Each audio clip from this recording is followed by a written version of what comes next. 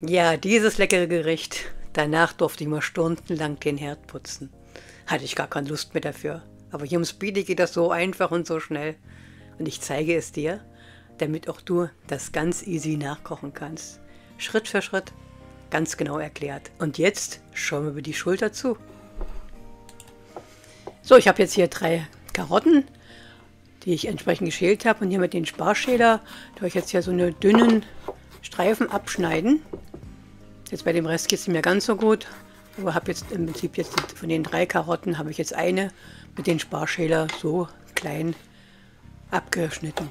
Dann habe ich die Karotten in so kleine Würfelchen geschnitten, habe die entsprechend jetzt hier klein gemacht, gehäckselt, was heißt gehäckselt, so dass du die entsprechend dann nachher kleine Würfelchen hast, weil ich möchte die Karottenstückchen nicht zu groß in meiner Bolognese drin haben.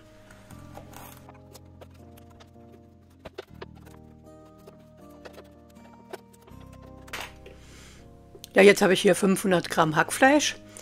Das habe ich jetzt hier in der Schüssel etwas verteilt, weil das will ich ja dann nachher auch in der Heißluftfritteuse drinnen nicht als einen Klumpen haben, sondern das will ich ja kurz anbraten drin. Deswegen ist es besser, wenn ich das so verteile. Dann habe ich eine Zwiebel jetzt hier und 3 Knoblauchzehen. Die Zwiebel, die schneide ich jetzt auch ganz klein in etwas Würfelchen und den Knoblauch auch etwas kurz zusammenschneiden. Ja, jetzt geht schon ans Gewürzen los. Jetzt habe ich hier etwas Salz, was oben drüber kommt.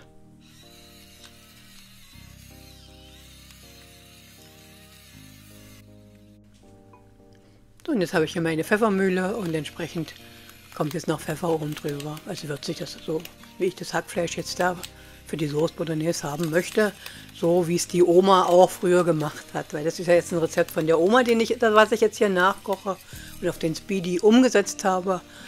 Ja, und ich habe es noch ein ganz klein bisschen aufgepeppt mit diesen Karottenchips, die ich euch auch dann noch zeige zum Schluss, wie ich die gemacht habe.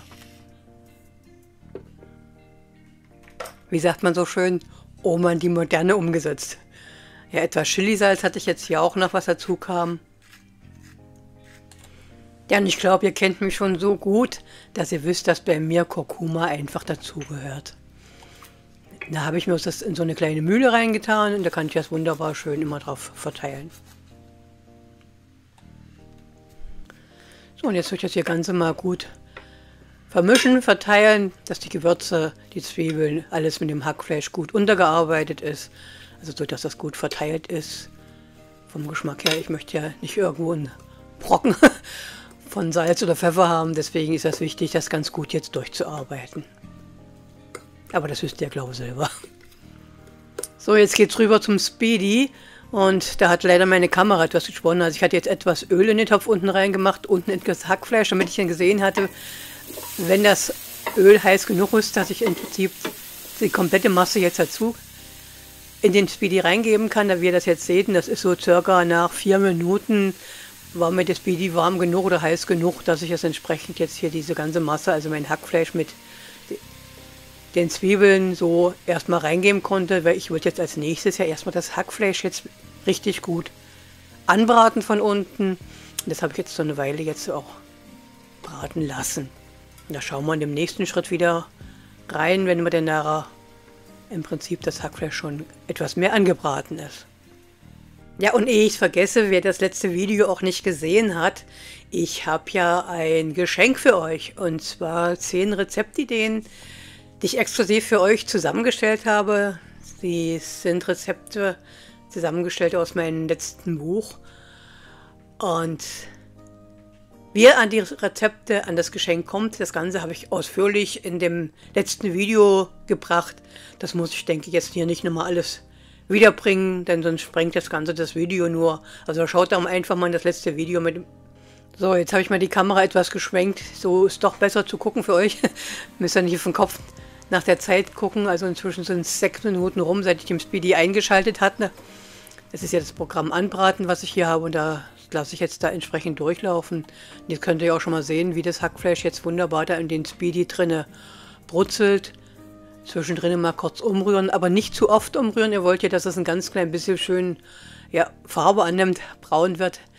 Deswegen mein Tipp, rührt nicht zu oft um. Jetzt kommt entsprechend meine Karotten, die ich klein geschnitten hatte, noch in den Spaghetti dazu.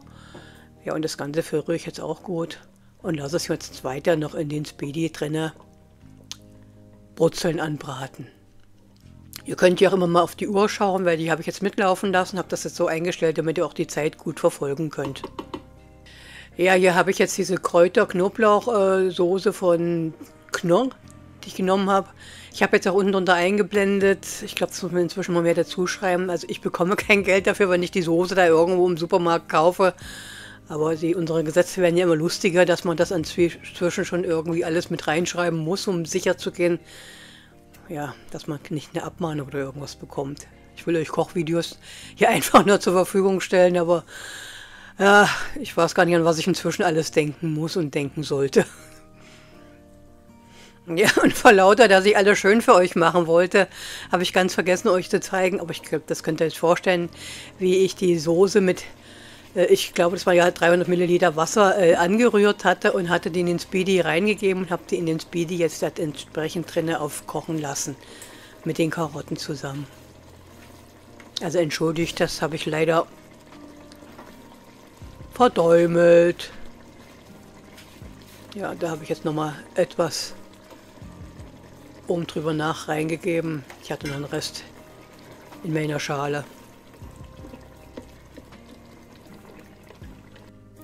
So, solange wie das jetzt da in dem Spaghetti weiter brutzelt, geht es ja weiter jetzt hier mit meinen Karottenchips.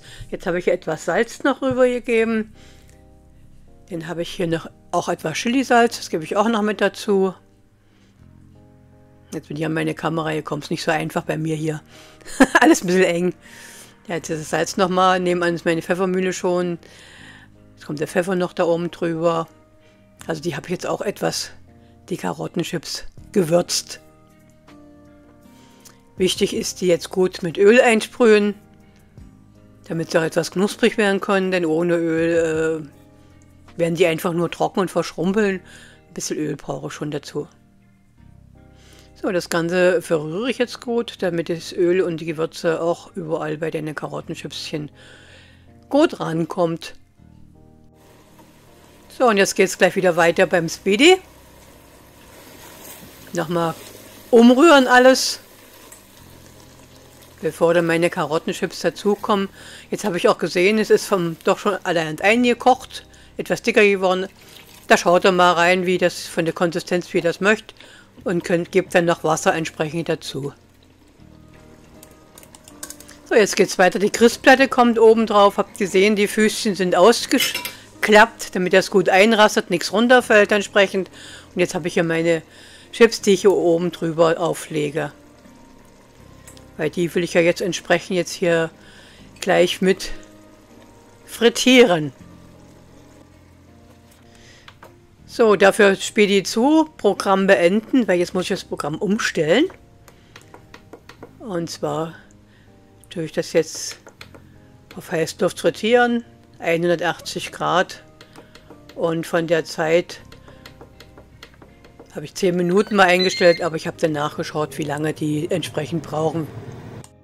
Ja, und wenn euch meine Videos gefallen, Daumen hoch, abonnieren oder ein Like. Darüber würde ich mich natürlich sehr freuen. Ich danke euch. So, Essen ist fertig. Die Karottenchips noch oben drüber liegen. Ja, und die Karottenchips, die waren jetzt nicht ganz so knusprig geworden, wie ich mir eigentlich vorgestellt hatte.